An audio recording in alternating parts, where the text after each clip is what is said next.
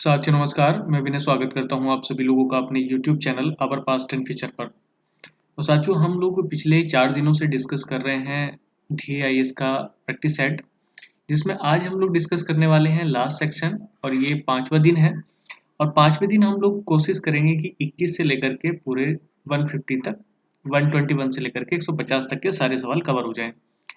लेकिन क्योंकि आप देखते हैं कि कोई भी जो प्रैक्टिस सेट करवाने वाली संस्था है, तो वो क्या करती है कि पहले एक पार्टिकुलर सेक्शन पे आपकी प्रैक्टिस कराती है। जैसे हम लोग अभी जो सेट कंप्लीट कर रहे हैं वो पॉलिटी से जुड़ा हुआ है, और इसी के साथ लास्ट में कुछ सवाल इन्होंने डाल दिए हैं करंट अफेयर्स के। तो वो सवाल हम लोग अभी लीव कर देंगे, क्योंकि अभी अंदाजा नहीं है कि कितना करंट अफेयर्स का मामला रहेगा, कितना नहीं रहेगा। और फिर उसके बाद क्या होती है, कंप्लीट सीरीज आती है जिसमें सब कुछ मिक्सअप रहेगा। तो आप पहले ये सीरीज करते रहिएगा, इसमें आपका आज पॉलिटी सेक्शन कंप्लीट हो जाएगा।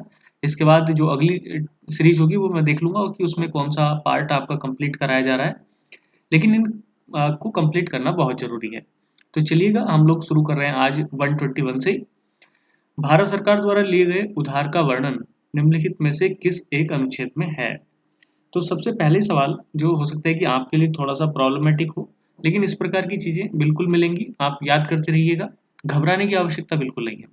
तो आर्टिकल नंबर 292 में भारत सरकार द्वारा जो उधार लिया जाता है उसका वर्णन मिल जाता है 292 में।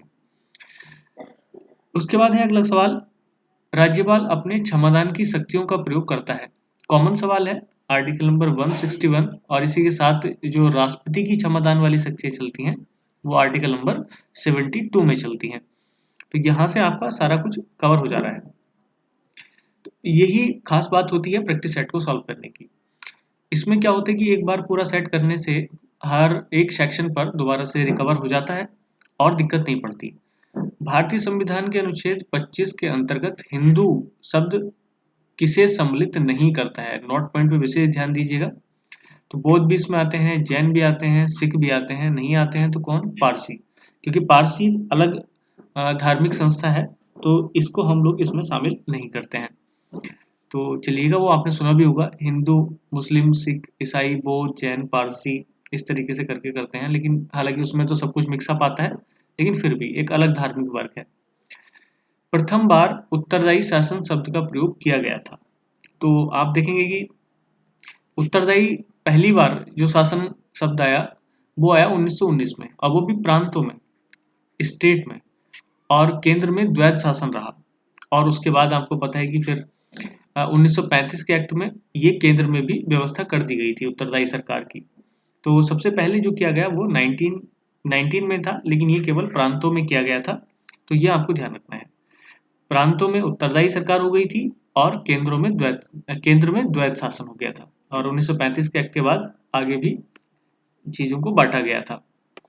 नेक्स्ट, निम्नलिखित में से कौन सा एक सही नहीं है? तो साथियों वैसे मैं एक स्पेशल टॉपिक इसका अलग से करा चुका हूँ, तो आप लोग अगर उसको देखे हैं तो आप आसानी से इसको कर लेंगे। तो मिला करके देख सकते हैं आप लोग।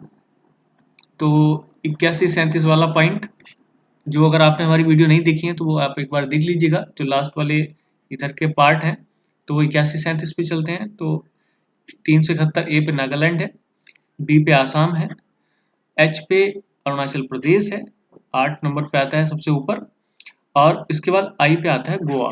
ये यहाँ पे गलत है। तो अगर आपने किसी ने भी ये सीरीज नहीं देखी है हमारी पिछली, तो वीडियो में जाकर के देख सकते हैं। शॉर्ट वीडियोस भी मैं साथ साथ बनाता रहता हूँ, तो वहां से स्पेशल सेक्शन आपके कवर हो जाएंगे, क्योंकि यहाँ पे कराने तो बड़े मुश्किल है और शॉर्टकट बताना दिक्कत वाली बात। उत्तर प्रदेश में जिला योजना समिति में सम्मिलित किया जाता है। किसको सम्मिलित किया जाता है, ये बात आपको देखनी है। तो आपको सारी चीजें देखनी है, जिले में ग्राम पंचायत, क्षेत्र पंचायत और नगर पंचायत सारे ही आते हैं, इसलिए वैसे तो कोई स्पेशल सवाल था नहीं, आसानी से हो जाएगा। अगला सवाल देखिएगा, थोड़ा सा टेढ़ा है, लेकिन याद तो करना है। अगर आपको याद नहीं है तो आप उसको याद कर लीजिएगा, जैसे मुझे भी याद नहीं था तो मैं भी याद कर लिया। भारतीय संघ को परम संघ, पैरामाउंट फेडरेशन किसने कहा? तो ये कथन था के संथानम का।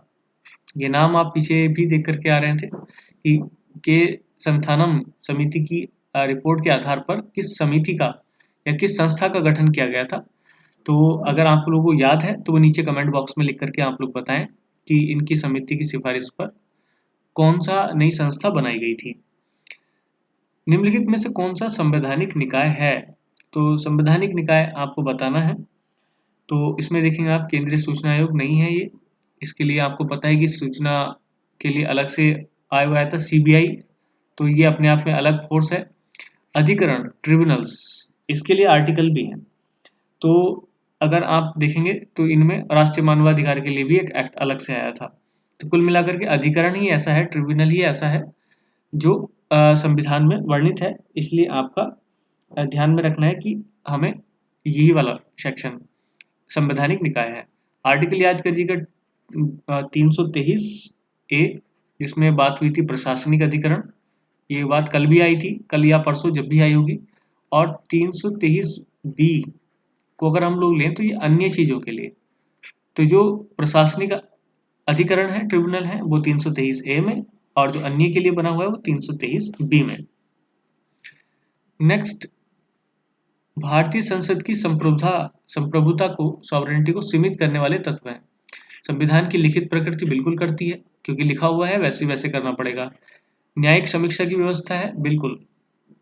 ये भी क्योंकि जब भी जुडिशरी, जब भी कोई संसद कोई नियम पास करेगी तो उसकी न्यायिक समीक्षा बिल्कुल की जाएगी, ये भी रोक टोक लगाती है न्यायालय भी।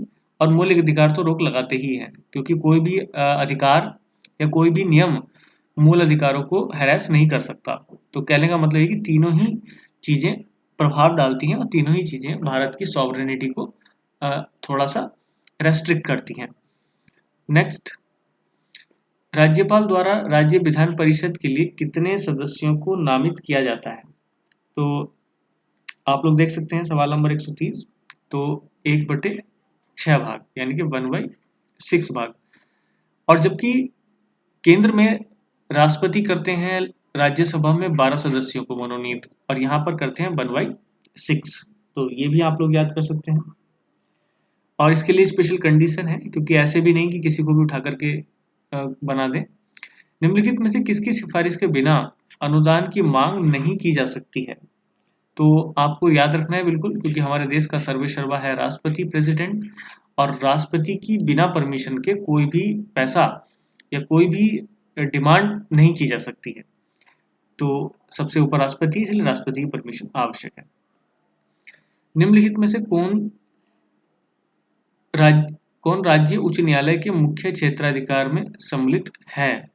तो आपको यहाँ से देखना है, प्रारंभिक अधिकारिता होता ही है, हर किसी हाईकोर्ट का अपना एक प्रारंभिक या मूल अधिकारिता होती है। निरीक्षण की अधिकारिता भी बिल्कुल होती है। जो निचले सेशन होते हैं या निचले जो कोर्ट्स होते हैं उनके निरीक्षण की भी अधिकार इनके पास होते हैं, और अपील की भी अधिकार इनके पास होते हैं। That's why right answer is D. Next, ये मैं बिल्कुल नहीं करा रहा, क्योंकि ये अभी करंट से जुड़ा हुआ है और 2020 का है। अभी पता नहीं पेपर होने में कितना समय लगे, तो मैं इन सबको लीव कर रहा हूँ। और आप लोग भी इन सबको छोड़ते हुए नीचे आ जाइएगा बिल्कुल, क्योंकि 2 सवाल और बचे हुए हैं, बस हम उन्हीं को कंट्रोल करेंगे और बस लीव कर देंगे, और उसके बाद अगला सेट हम लोग शुरू करेंगे कल। तो ये सवाल और देख लीजिएगा। तो 149 और उसके बाद 150। भारत का सर्वोच्च न्यायालय किसके द्वारा संघ और राज्यों के मध्य विवादों को अधिनिर्णीत करता है? तो आप पहले भी देख चुके हैं कि अगर राज्य के बीच या केंद्र और राज्यों के बीच अगर किसी प्रकार का विवाद होता है, तो ये सुप्रीम कोर्ट की प्रारंभिक अधिकारिता यानी कि मूल अधिकारिता के अंतर्गत आता है। तो यही बात आपको याद रखनी है। देखिएगा, आप खुद समझ सकते हैं कि एक बार प्रैक्टिस सेट करने से आपको कितनी बार एक एक चीज रिवाइज हो रही है। तो ये चीज बिल्कुल ना छोड़िएगा, आप लोग करते रहिएगा और डटे रहिएगा।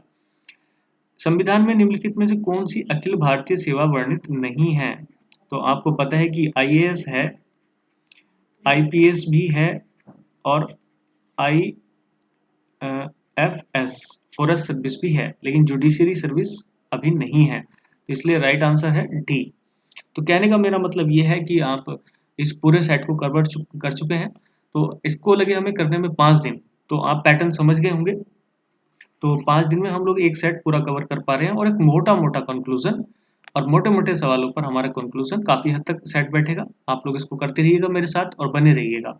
जिनको अभी नहीं पता है वो लोग भी साथ में जुड़िएगा। तो सेट करने में और ज़्यादा मजा आएगा। चलिएगा, इस वीडियो में हम इतना ही रखेंगे। नेक्स्ट वीडियो के साथ में फिर उपस्थित होऊंगा। तब तक के लिए धन्यवाद। जय हिंद।